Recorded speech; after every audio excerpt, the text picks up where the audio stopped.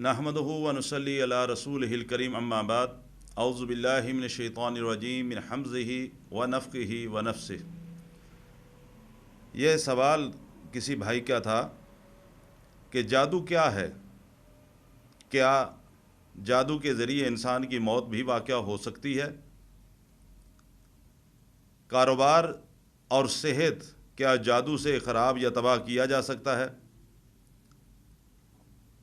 अगर ये सारा कुछ जादू से मुमकिन है तो फिर अल्लाह की कुदरत और ताकत को हम किस अंदाज से समझेंगे? इस भाई ने 3-4 सवालात इकट्ठे किए हैं मिलाकर।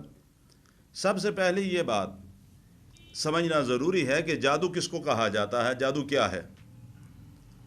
कुछ चीज़ें तो जादू का इस अंदाज से आप समझें कि कुछ लोग शोबदाबाजी करते हैं, हाथ की सफाई के साथ किसी रुमाल में से कबूतर निकाल लिया, किसी में से कुछ और चीज़ निकाली, किसी में से तलवार निकाली, फूल निकाल लिया, कबूतर में से फूल निकाल लिया। ये सारी चीज़ें शोबदाबाजी में यहाँ आती हैं और हाथ की सफाई के अंदर आती हैं। जादू को अरबी में सहर कहा जाता है। जादूगर के बाद मखसूस कलमात या गिरहें लगाने के अमल या उन चीज़ों को जिनके ज़रिए जादू किया जाता है, वो चीज़ें कौन सी होती हैं? मिसाल के तौर पे जिस इंसान पर जादू करना मकसूद होता है उस इंसान के जिस्म का उतरा हुआ कपड़ा, जिस्म के साथ मस किया हुआ कोई कपड़ा, उसके जिस्म के बाल, सर के बाल, हाथों के तराशे हुए नाखन, यानी ये वो सारी चीज़ें हैं जो इंसान के जिस्म के साथ जिनका ताल्लुक़ है, उनको हासिल किया जाता है। और गिरहों में फूंकने के अमल को, जो गिरहें लगाई जाती हैं, तलिस्म पढ़ के गिरहें लगाई जाती हैं, उस अमल को जादू कहा जाता है। और ये तलिस्म आम तौर पर उस जादूगर को शयातीन जिन्नात सिखाते हैं।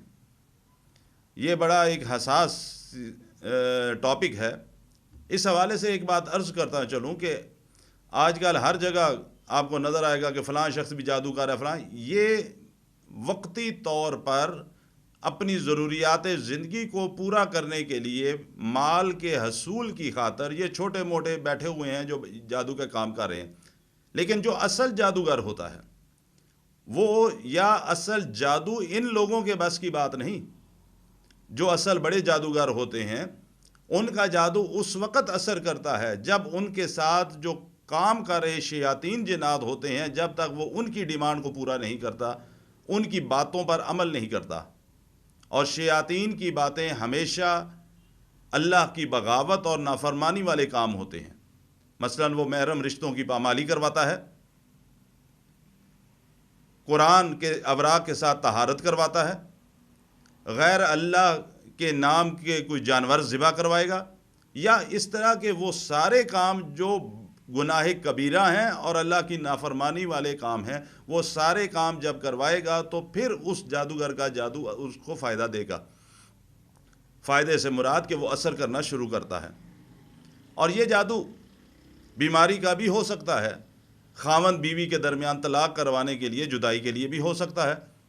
एक वालिदैन के लिए उनकी औलाद को नाफरमान करना जादू के ज़ोर पर, कि जब वो जादू कर दिया जाता है तो उसके लिए औलाद, वालिदैन, औलाद के जो ज़हन है उसमें वालिदैन का अदब और एहतराम बाकी नहीं रहता। वालिदैन की हर बात उनको बुरी लगना शुरू हो जाती है, जिसकी वजह से घरों के मसाइल पैदा होना शुरू हो जाते हैं। तो जादू बुनियादी तौर पर उसको कहा जाता है जो तलिस्म पढ़ा जाता है, जो गिरहें लगाई जाती हैं, और जो अगर किसी इंसान पर जादू मकसूद है तो उसके जिस्म का कोई ना कोई ऐसा असर, उसके ऊपर गिरहें लगाकर कोई अमल और तलिस्म पढ़ा जाता है, इसको जादू कहते हैं। अब यहाँ अगला जो सवाल था कि क्या जादू से मौत भी वाक़या हो सकती है? बिल्कुल, इसमें कोई शक शुबे वाली बात नहीं है। ऐसे बेशुमार वाक़यात और केसेस आए हैं कि जिनमें जादू से इंसान की मौत भी वाक़या हो जाती है।